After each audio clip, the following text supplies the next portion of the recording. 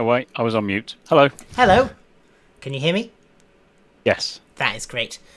Okay, we're just starting the Tabletopia room now. And it should just be loading up. Well, welcome aboard for a demo of Circulari.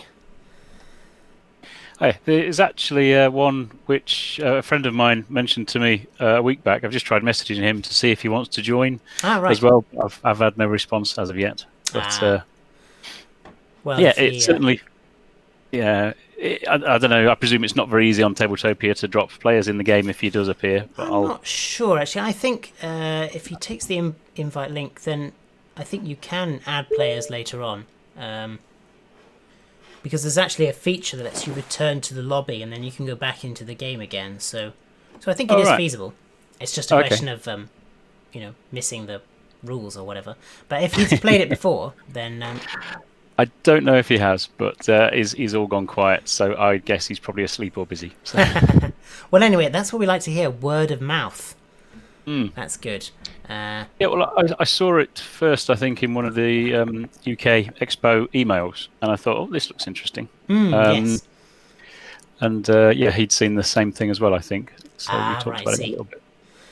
Oh, that's good. Well, you'll be able to get a chance to play now, and if he hasn't played it before, then you'll be able to tell him all about it. Yep. Right. No, we'll do. I will get started then with explaining how the game works. So, this is Circulari, a game of tactics and resource management for 1 to 4 players. And you, the player, or players, take the role of the titular Circulari, that is to say, deep space miners operating in the accretion disk of a black hole. And the objective of the game, your objective in life, is to be the best Circulari that you can be. And because this is a board game, you will be rated on your performance at doing that using this talent scoring track at the top of your fleet board. So I am the blue player, so I've just picked up the blue piece there to wave it around. So we score talent points during the game for doing various deep space mining related activities, which show off our prowess. And when one player reaches 7 or more performance points, then that triggers the end of the game, and everyone else gets one more turn in order to give them a chance to pip you at the post and overtake and win. But if not, then after that final round of turns, the player with the most talent points, the most talented Circulari, is the winner. So, how do we play? How do we earn those talent points? Well, the answer is that we take it in turns, perhaps unsurprisingly, and each turn consists of 2 distinct phases. So the first phase is called the action phase, and I've just zoomed in there on the red player board's quick reference area. So you can see on the left here, there's a list of all the different actions you can do, and I'll just run through them now.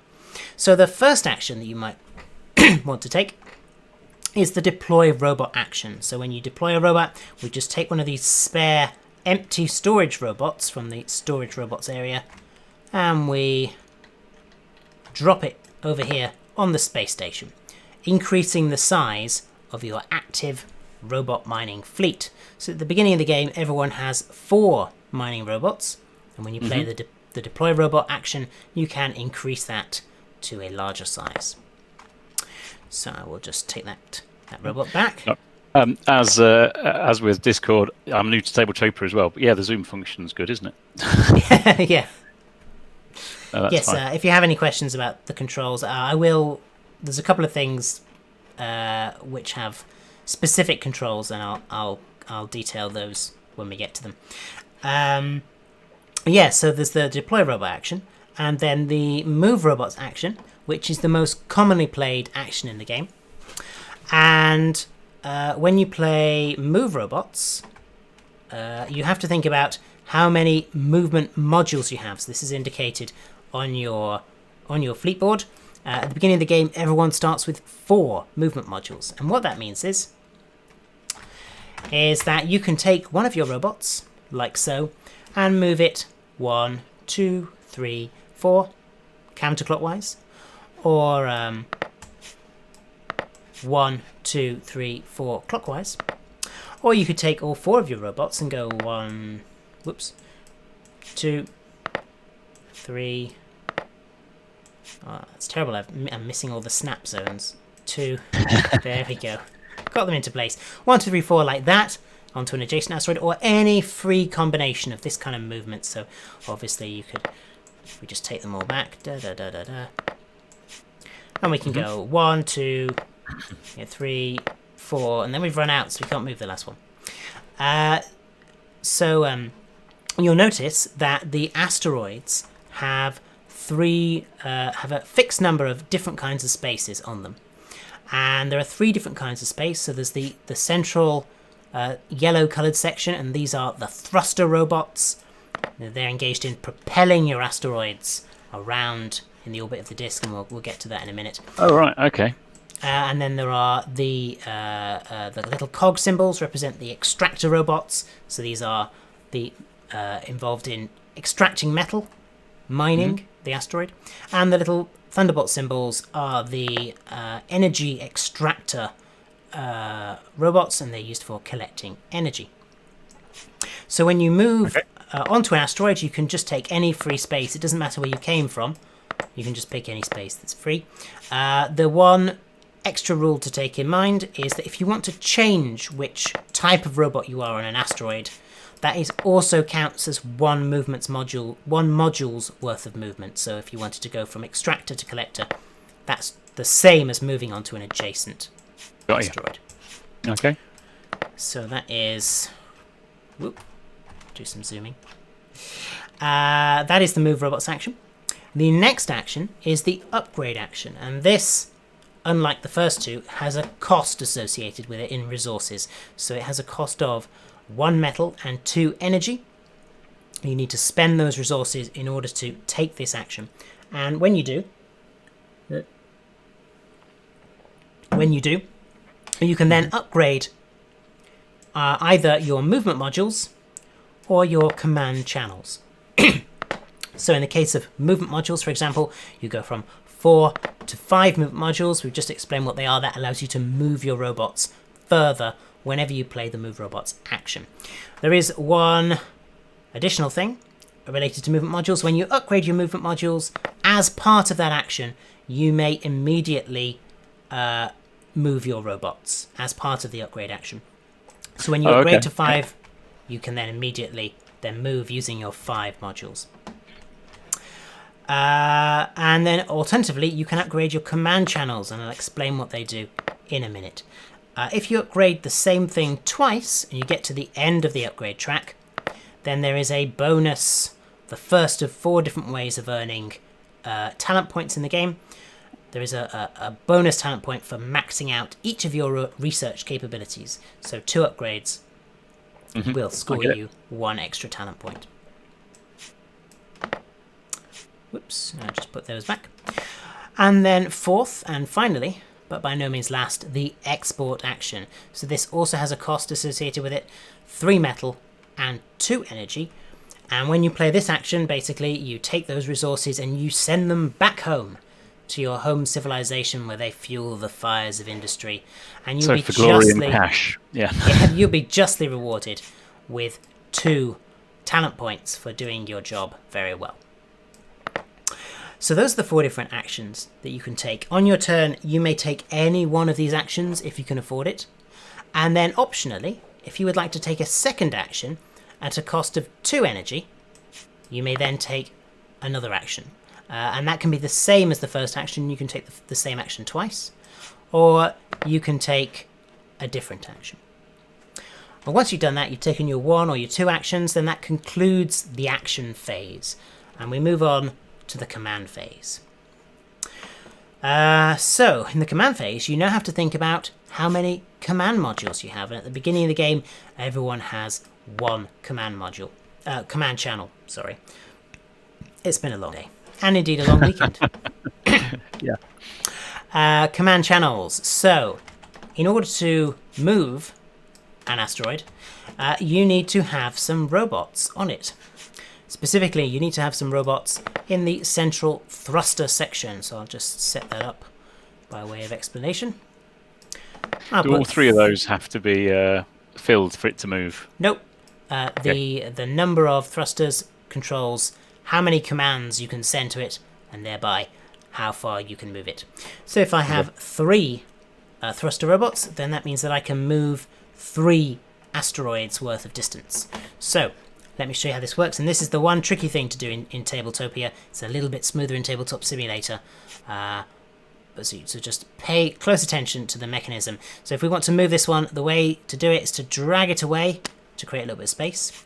And then what you've got to do is just move the others around, shift them around. So you pick this one up and just tap the E key to rotate it 1 step, like so. And they snap into place on these red bars. And then when I pick up this one, if I just tap the Q key, that does rotation in the opposite direction 3 times, then it snaps, it's correctly orientated and snaps back into place here. Okay. So obviously if we had if we had fewer thruster robots, then you wouldn't have been able to move 3 spaces, you might have only been able to move 1 or 2. So we've shown moving in the anti-clockwise direction. I'll just move it back. There we go. 1, 2, 3. But of course, we can also move in the clockwise direction. So you drag it out, pick it up, and tap Q. Q. Do the asteroids? Do both short edges? Can they both be pointing towards the centre, and does that make a difference? Or either. That does make a difference. Exactly. Yes. So you've note that the asteroids are played in 2 different orientations. Some of them are waste rock asteroids, hollowed out husks, waiting to be deorbited, and some are metal ore asteroids rich in resources waiting to be mined. And the state of those asteroids will change during the game because you can, as you said, flip them around. So, and I'll explain how and when that happens in just a second. Yes. So likewise, I could move this asteroid clockwise, but I could only move it 2 steps here, even though I've got 3 thruster robots, because you cannot move past the space station.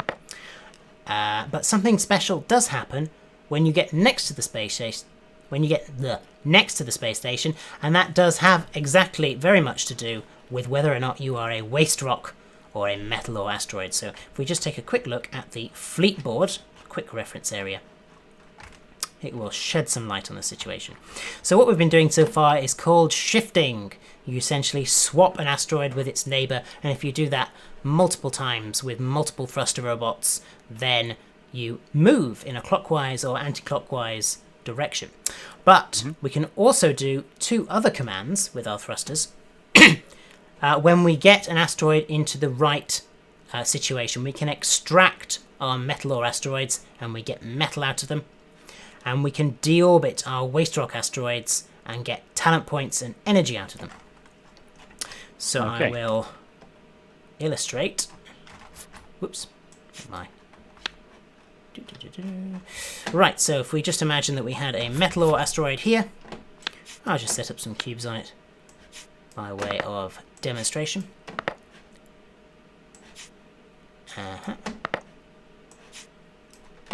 So this asteroid, metal ore asteroid, has 2 thruster robots, so we could use the first thruster robot to move that asteroid into position, to shift it as we've been doing. And then once we've shifted it, we can see that it's got into position because the labels on the asteroid and the label on the black hole board line up. So this is the metal extraction slot, and we can use our second thruster now to use the metal extraction command to our asteroid. So what happens is that the red player, by virtue of sending the command, is going to score 1 metal. And additionally, each player who has a robot located on the metal extraction spaces will also score 1 metal. So in total, our red player is going to get 2 metal, like so, and the blue player will passively accumulate 1 metal for being there. Gotcha, I get it. And then finally, we just pick it up and do a quick rotation into the waste rock orientation, because that asteroid has now been depleted and is waste rock.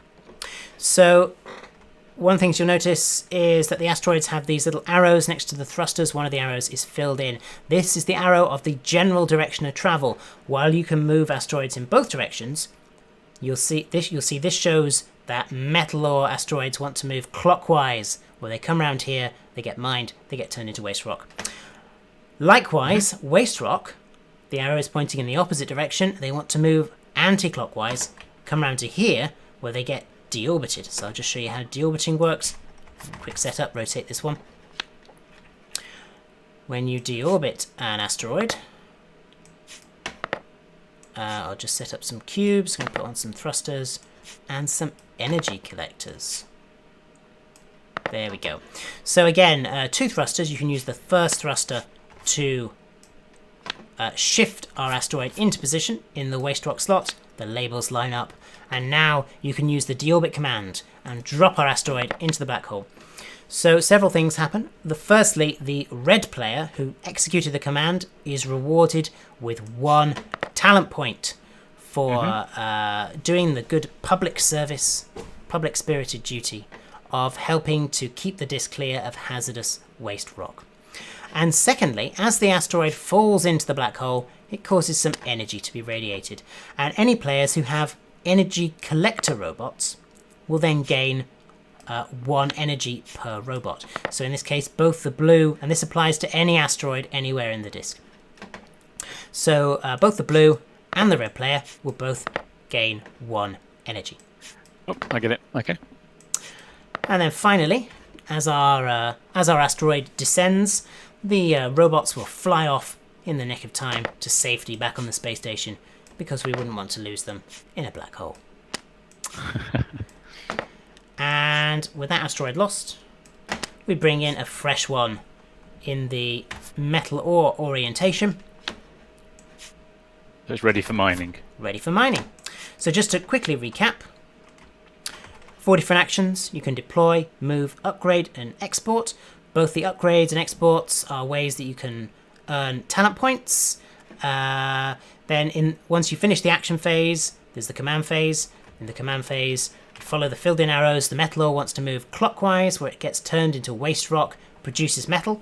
Then the waste rock goes anti-clockwise, where it gets deorbited to produce talent points and also energy for anyone who has any energy collectors, and then it gets replaced with fresh metal ore. We're playing, first this is a demo, we'll start at 4 talent points. And we're going to play until someone reaches 7. When someone reaches 7, that triggers the end of the game. But every other player, other than the triggering player, gets 1 additional turn to see if they can beat them, pip them at the post. And then after that, the game ends. Now there are some additional talent points awarded at the end of the game, as follows. Based on the number of remaining metal and units of metal and energy resources. So if you end the game with no metal and no energy, then you'll be rewarded with an additional talent point for your ruthless efficiency. If you end the game with between 1 and 5 units of resource, then you won't be awarded any additional talent points on account of your wastefulness. If you end the game with between 6 and 11 units of resource, you will get 1 additional talent point for leaving a decent surplus. And if you end the game with, can you believe it, 12 or more units of resource, then you will get a bonus of 2 talent points for leaving a really, really big surplus. And that is the rules. Do you have any questions? No, that all makes sense. Yeah, interesting. That's great, man. I'm just going to make sure everything is set up the way it should be. The cards are numbered. They have a specific starting order. Whoops. 1, 2, 3, 4, 5, 6, and X then. Right, so we're going to start on 4 talent points, no metal, and 2 energy at the start of the game. And no metal. Whoops. And 2 energy. And there we go. I think we are all ready to play. So, would you like to take the first turn, or shall I go first? I'll go. I was trying to think where I want to be. Okay, so if I use move robots, that means I can, let's think, move up to 4. Is that right? That's right. Up to 4 modules worth of movements. Every time you move a robot onto an asteroid, that counts as 1 module. Okay, let me put that a bit closer on. There.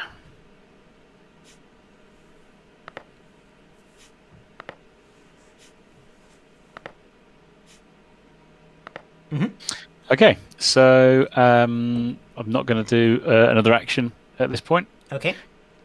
So that's my turn done, isn't it? So that's the end of your action phase. So you now have your command phase. You've only got 1 command channel, so you have to pick whether to move this asteroid or this one. I think I'll move the one here. So, and I can move that the number of spaces equal to its thrusters. Yes. 1.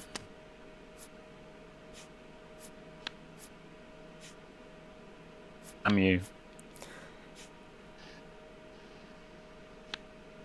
There we go. That was the other way around. Oops, there you go. Oh, right, okay. Yep, sorry. And that's run that around as well, haven't I? Yes. That's right. Okay. Great. And yeah, that's me done. So that's your turn, so it's now my turn. And I am blue. Got to remember what colour I am. Very important. Oh, hold on. Can I only shift 1 card? Or yes, anything you can only shift 1 because you only have 1 command channel. But if you upgrade to 2 command channels, you could move more than 1. So, what shall I do? Okay, so you're coming around that way. We've taken that one as well. So, I think I'll also come in the same direction. I'm going to move robots 1, 2, 3, 4, and I'm going to move just 2 spaces, like so. And it's your turn again. Okay, so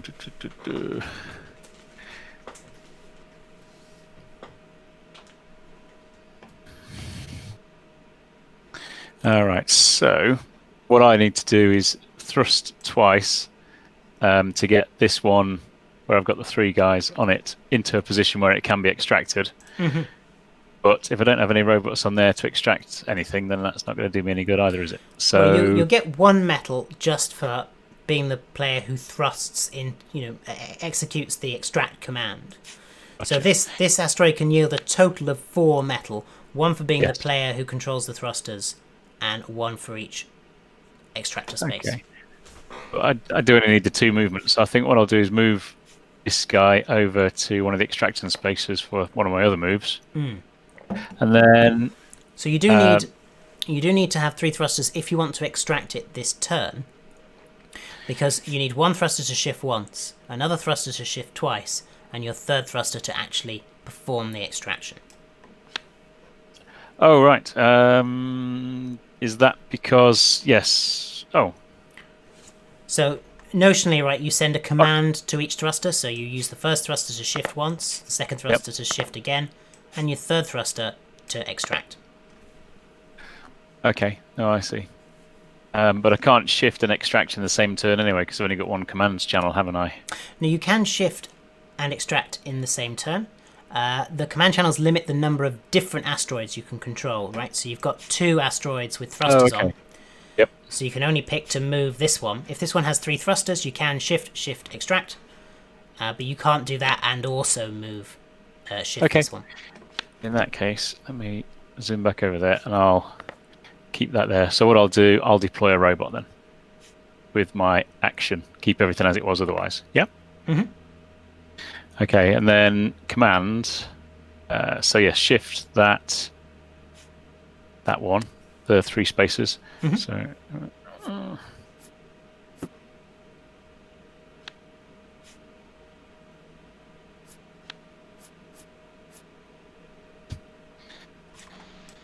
making me dice fall off. Whoops. Yeah, shall I put that back where it was? There we go. Yeah. And then, yeah, so this one then spins around.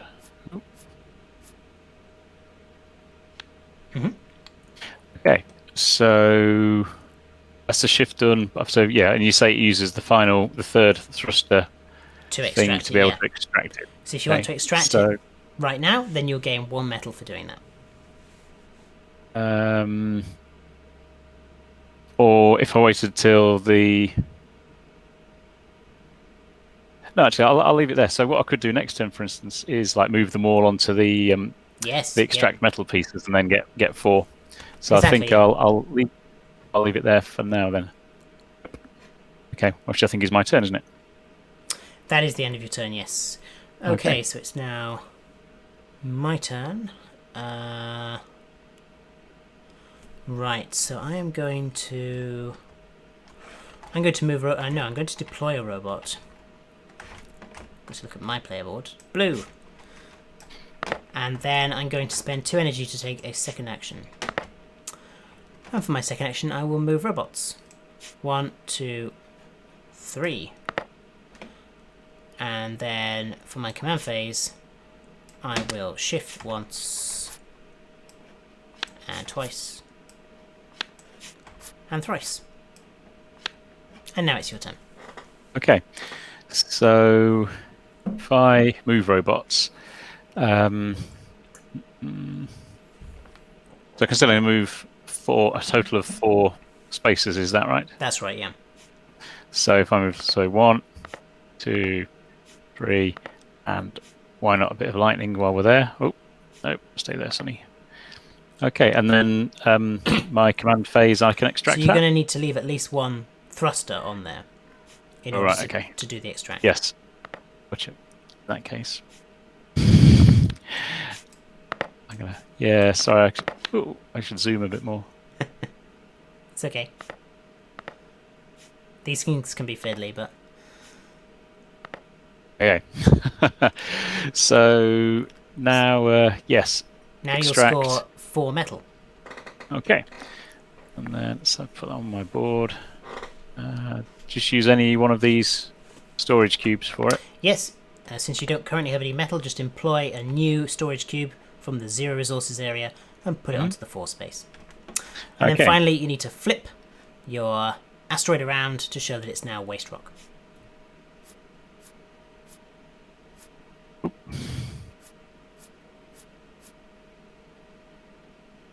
There we go. Guys escape to the space station. No, they stay on the card. They move to the space station when you deorbit. Deorbited. My mistake. Yeah. Right, so it's now my turn. And let's see. So I need 2 thrusters, to extract this one. So I could probably just do that. I don't need any of the actions.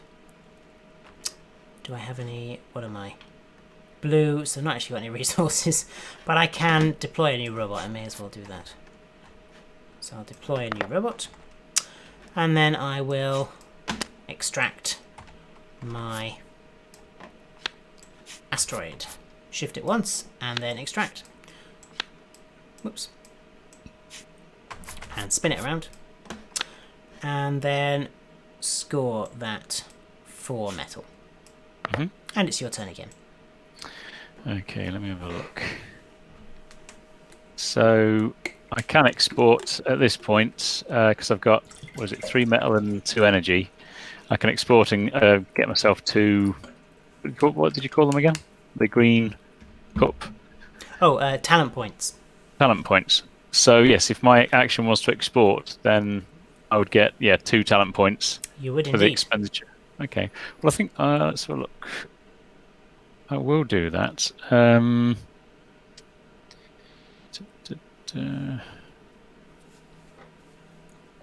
will I? Yeah, why not? Um, so I'll just move the tracks down by the appropriate numbers. Yes, basically. Yeah. Down to that, and then down to 0 energy. Or So I think you need to take it down to 1 metal because it costs 3. Oh, sorry. 3 yes, metal. that's just getting confused. Okay, so and then my command, I can just use a shift, can't I? So they're both. Let's shift this one. So I can just go 1, can't it?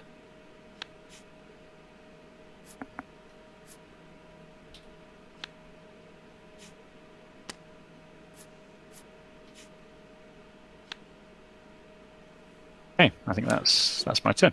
Okay, well, I need some more energy if I'm to have any hope of winning.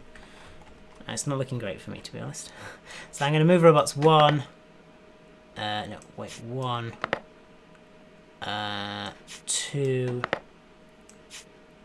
3. 4. So then I'm going to, for my command phase, I'm going to move this waste rock. Shift this waste rock. Counterclockwise, 3 steps. Full speed. Wing speed. Warp 11. That's impossible. There you go, and that's my turn. I think they had to come up with something about there being 2 different warp scales, because in the original series they went up to 14 or something. Yeah, that's right. Very, very true. Do you get anything again when your robots are on an asteroid as it's being deorbited?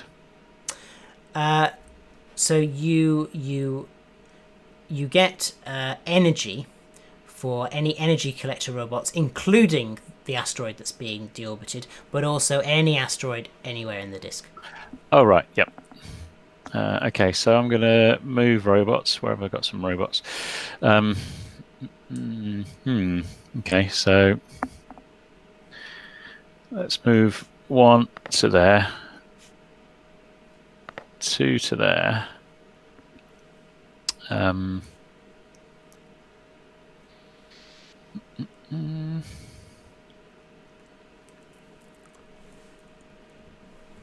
it's only costs 1 point of movement to move to an adjacent space. That's right, isn't it? So 3 to there, and fell through the floor. And that's not going to do me anything, is it? I'm going to move. Oh no! Let me just move 1 last chap to there. In fact, no, you're going the lightning one.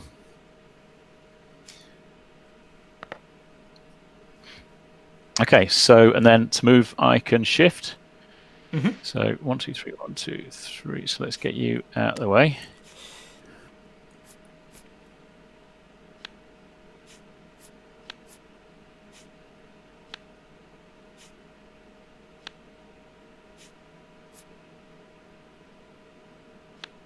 And then you come all the way down here. That's right. Okay, that's that. Right. Okay, so my turn. We're in a vicious race that I suspect you might win. I can't think of anything better to do with my actions other than deploy a robot, so might come in handy later, maybe not. I'm going to shift this forward again, 3. So let's do that. See, it's like you're playing leapfrog, isn't it? And it kind of, if I can see in a multiplayer game, if you're only like moving 1 thruster on a particular asteroid, you're just going to spend the other player's turns being leapfrogged back and forth and not going anywhere. Sure, it's a lot to do with the dynamics of the game, because that shifting effect that you're talking about, it can work against you, as indeed exactly what's happening here. We're both scrambling for exactly the same thing, because it's the only thing that can either let us win or stop us from losing. But often that's not the case, especially in a longer game and with more players. And there actually are currents that you can take advantage of. You can find that, well, actually everyone's going in this direction, but I want to go in the other direction, so I just kind of need to float over that wave, and their actions will push me there. Makes sense.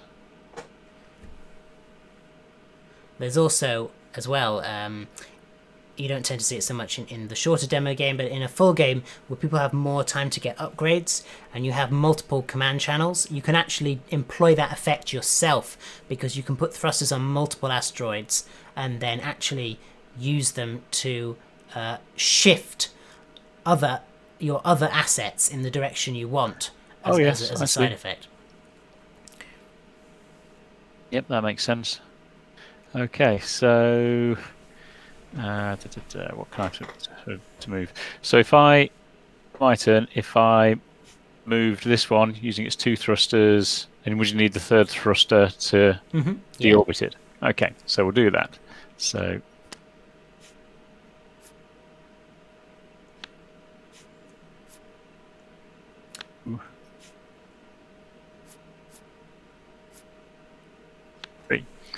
okay, so 3rd thruster to deorbit. So,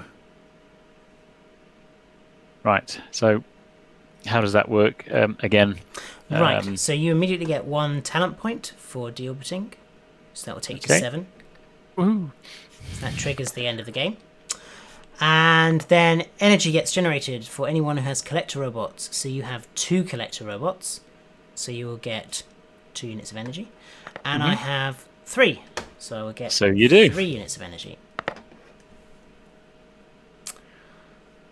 And then you then evacuate your robots into the space station. Oh, this is looking up for me, actually. Yes, because I just made a space for you, haven't I? So. Well, also the fact that I've got some energy off your deorbit, so that's going to come in handy. Okay. So this card is discarded now? Yeah, so you just take that to one side and bring in this new metal ore asteroid from the high orbit then. We'll just pop that one over there. Perfect. Right, so it's now my turn. So yes, I am in range. Let's see, and I'm going to get 3 more energy. I also have enough to export. I'm definitely going to want to export, so let's just do that first. 2 energy and 3 metal.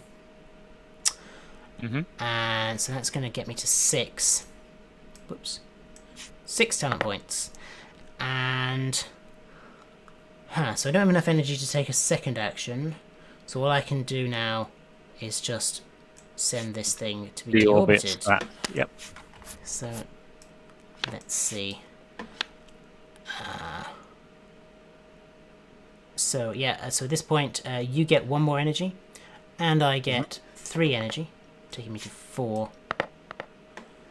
And my robots escape to safety. Whoops. Escape to safety. And oops, should have put that back. And then we replace it with a new one. And then that ends the game at the end of my turn, and then it's just a matter of any additional points, but you have a total of 4 units of resource. That doesn't get you any, and I also I have a total of 5 units of resource, which doesn't get me any either, because I would have needed at least 6. Oh, sorry, and I scored 1 talent point for deorbiting, so we both end on 7 talent points. And the tiebreaker is who has the most upgrades. But again, in the short demo game, you don't tend to see a lot of upgrades, so we're actually tied. The rules say that we share the victory. We are equally talented. So, congratulations, the first tie of the UK Games Expo. Oh, well, I feel good for that. Have you found yourself winning more or losing more then, if this was the first tie? Oh, primarily winning. Yeah, I mean, because I've played the game, I mean, I designed the game and I've played it a great many times. It's very easy to accidentally overpower someone who's never played the game before, obviously. So yeah, I think I've won most of the games. So I was beaten, in fact, in the previous game to this one. I think that was my first loss, which is actually a good thing, because it's important when demoing to keep yourself in check. I was actually worried by how much I was winning, So I'm really pleased, actually. I've got one loss and one tie. I've redeemed myself. Excellent. So, yeah, it's been good. Do you have any questions about Circulari or anything you'd like to comment on? I suppose most interesting would be how it plays on as a multi, more than two player kind of thing, just for seeing how manic that would be. Yeah. And I suppose, I've this. When I got the email, it was the first I'd heard about Circulari. I mean, did it have a Kickstarter campaign, or are you your own So publisher? there is. Well, I am planning to self-publish. There will be a Kickstarter campaign, but it hasn't happened yet. So we're looking at May 2021 to hit Kickstarter. So watch out for that. You can go to our website, ruinsky.com, and sign up for the email newsletter if you so wish. We don't send out very many emails, but there will be one for sure when the Kickstarter campaign goes live. So if you're interested, you can sign up and keep an eye on things for when it does launch. No, we'll do that. I mean, yeah, because I've been sort of checking in with a lot of the games designer seminars this weekend, and I mean, it's your game looks great in that sense, like very polished, very finished thing. Was it always your intention, or has it always been your intention to take it through Kickstarter, or did you talk to any other publishers about that? So it's always been my intention to self-publish. I just I guess I think I was talking about this actually because I was interviewed last night at 9 by On Tabletop for their stream, and we were talking about what it's like to self-publish, and I was saying that a lot of designers they do focus just on the designing because that's what really satisfies them. It's coming up with a really neat set of mechanics, and you get a good prototype, good enough to pitch to a publisher. But then someone else, of course, can take over the business of just that fine refinement and the balancing and the artwork and the marketing and the manufacturing and all that kind of stuff, and you can move on to to a new idea because. I've met a lot of designers, and most of them just have heads buzzing with new ideas all the time. I can relate to that. But I think for me, what personally satisfies me is actually building that complete product and taking it through the entire process. And so I designed a few games before Circulari. None of them, I mean, I think I had some okay designs, but nothing was that special. But when I played the prototype of Circulari for the first time, even though it was quite different from how it is now and very rough in many respects, but I could see there was something compelling about the core mechanics that were going on here. And so that's really driven me to spend all this time. It's 2018, beginning of 2018, when I made the first Circulari prototype. And I've spent that time kind of playtesting and refining, and more recently working on the artwork and the manufacturing, pre-production, and all that kind of stuff. To just see it through to that day when hopefully it launches on Kickstarter and funds, and people get a finished, hopefully really nicely polished product in their hands at the end of the day. That's what I mean, because I thought when I saw the pictures that it had already gone through that process, either publishing or Kickstarter. So yeah, you certainly seem to have nailed that one. And I'll look out for the Kickstarter. I mean, it plays really well. I think it's an unusual mechanic to have to get your head around. I've not seen this mechanic or this kind of thing used very often in games, where you're sort of hopping boards past one another in an attempt to score X, Y, or Z. So I think that in itself, an unusual mechanic, yes, is enough to pique some interest. The dual movement mechanic of both the robots and the asteroids is not something I've seen in any other games. That's not to say it doesn't exist, but it's certainly one of the innovations that I've made to Circulari. Some of the other features are inspired by a game called Sail to India. I don't know if you've ever played it. I'm not. No. It's a small box game. Again, played with cubes, and the goal is to sail all the way to India. You have a line of cards that represent all the ports between Lisbon and India, and you have these cubes that represent your ships, and you basically send them out, and back and forth, bringing back spices, gradually increasing your reach till you make it all the way to India. The very original inspiration for Circulari, what made me come up with the idea, is I played Sail to India, and I also played Tiny Epic Galaxies right afterwards. And I thought, I like space games, and I also like some of the ideas in Sail to India. Maybe we could do something here. I must admit, that's the thing, isn't it? It's where you say, I like this part of game A, and I like this part of game B. What I'd really like is a game that's got parts of both. So game C, which or space, not C. The C was one of the inspirations. but yeah, that makes sense. I mean, I hope you don't mind me picking your brains, but in that sense, not at all. So, in answer to your earlier question, so it obviously it's a 1 to 4 player game. There's a solo mode as well, still being refined.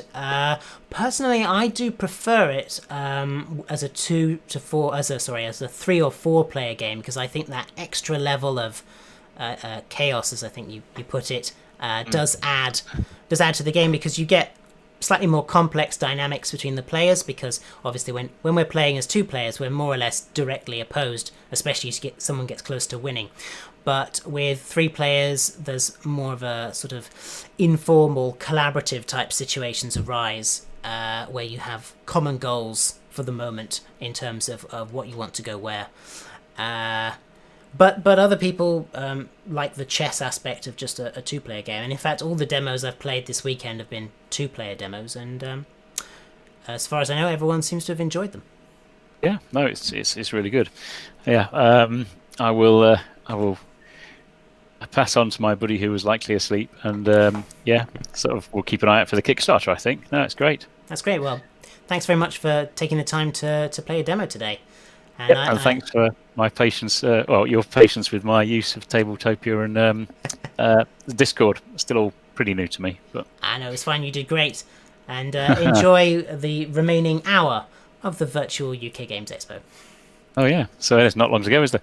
Right then, well, yeah, thank you very much. And maybe talk to you again at some point in the future. Bye now. Thank you. Bye-bye.